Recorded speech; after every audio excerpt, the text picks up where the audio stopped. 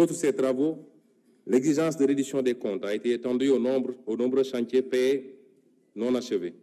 les hôpitaux, les écoles et universités en construction, les maisons de la jeunesse, et j'en passe. Aux soupçons de corruption, de surfacturation et de détournement de fonds dans des projets et sociétés d'État. Toujours dans ce registre, il a été procédé à l'audit des ressources humaines, trouvées sur place par les différents ministres à leur prise de fonction pour traquer tous les recrutements indus sous la forme de personnel contractuel. Pour donner une idée de l'ampleur des pratiques du régime précédent, le ministère en charge de la fonction publique a recensé environ 29 000 contractuels recrutés en marge de la réglementation en vigueur. De même, pour marquer une rupture nette dans le sens de la bonne gouvernance, le président de la République, le Premier ministre et l'ensemble des membres du gouvernement ont procédé à la déclaration de leur patrimoine dans les délais fixés. Enfin, de graves scandales ont été décelés dans la gestion foncière, qu'il s'agisse de l'occupation du domaine public maritime ou de l'accaparement de terres sans commune mesure par des privés et des sociétés civiles immobilières écrans, au niveau des lotissements des zones foncières, effectuées notamment à Dakar, à Thiès, en particulier à Mbourkat. De manière plus grave et répréhensible,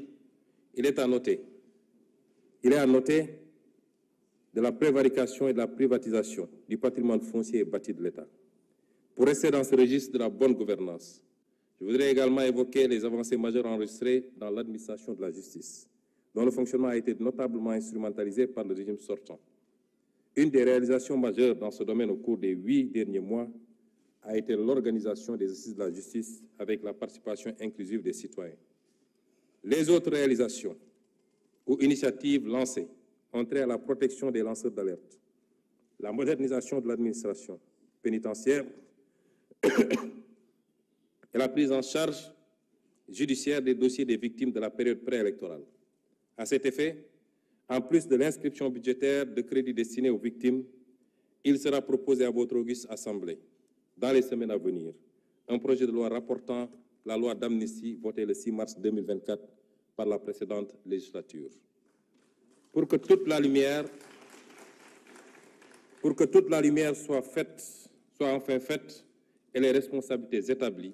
de quelque bord qu'elles se situent. Il ne s'agit pas ici de chasse aux sorcières, encore moins de vengeance, car aucun sentiment de revanche ne nous anime. Loin de là, il s'agit simplement de justice, pilier sans lequel aucune paix sociale ne peut être garantie. Monsieur le Président de l'Assemblée nationale, honorables députés,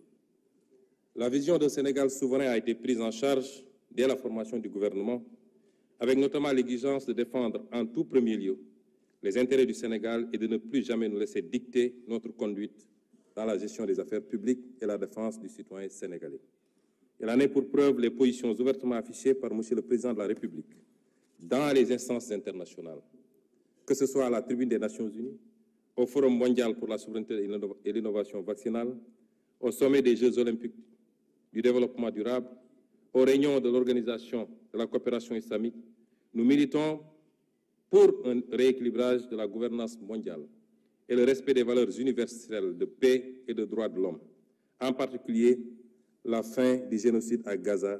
et la reconnaissance des droits inaliénables du peuple palestinien. Au demeurant, au plan interne, la célébration du 80e anniversaire du massacre des tirailleurs sénégalais à Thiaroye, le 1er décembre 1944, a été l'occasion d'affirmer notre exigence de souveraineté dans le rétablissement des faits, tronqués, maquillés et cachés depuis 80 ans. Le non-renouvellement à l'expiration de son délai, le 17 novembre 2024, des accords de pêche qui lient le Sénégal et l'Union européenne marque également notre volonté unilatérale de défendre les intérêts de notre pêche artisanale, de notre armement national et de notre industrie locale de pêche. Concernant la souveraineté monétaire de l'Union monétaire ouest-africaine,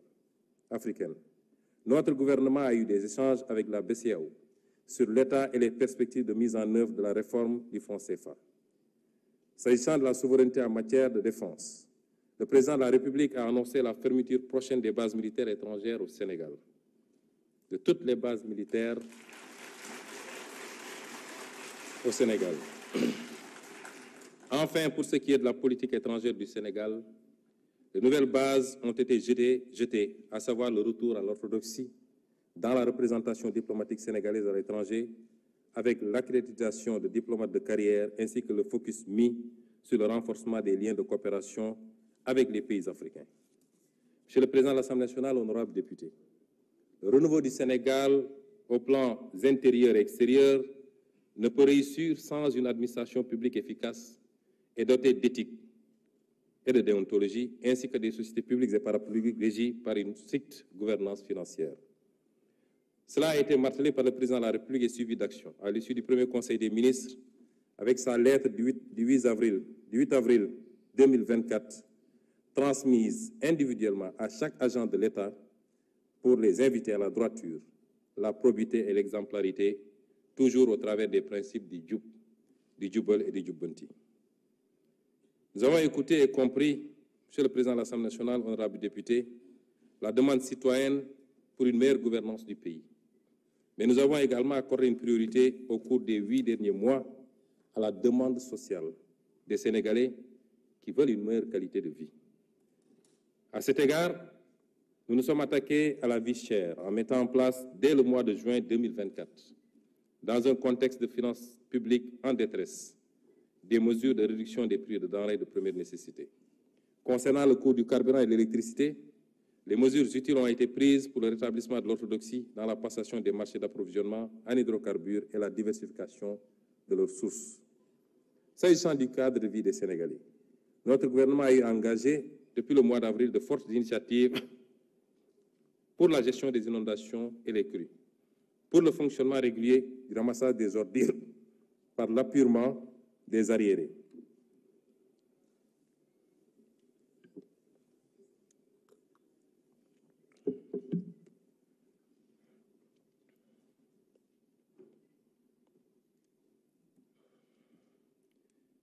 Pour le fonctionnement régulier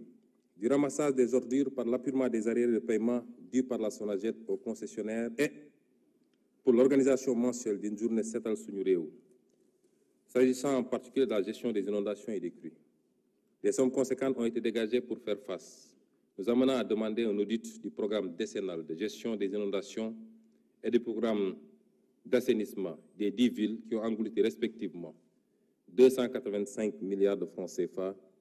et 77 milliards de francs CFA sans résultat tangible. Monsieur le Président de l'Assemblée nationale, honorables députés, dans le domaine de l'équité sociale,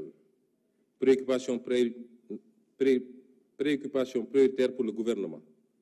au cours du premier trimestre 2025. L'équité sociale s'est également manifestée sur tout le territoire national à chaque fois que des catastrophes naturelles ou des accidents sont remarqués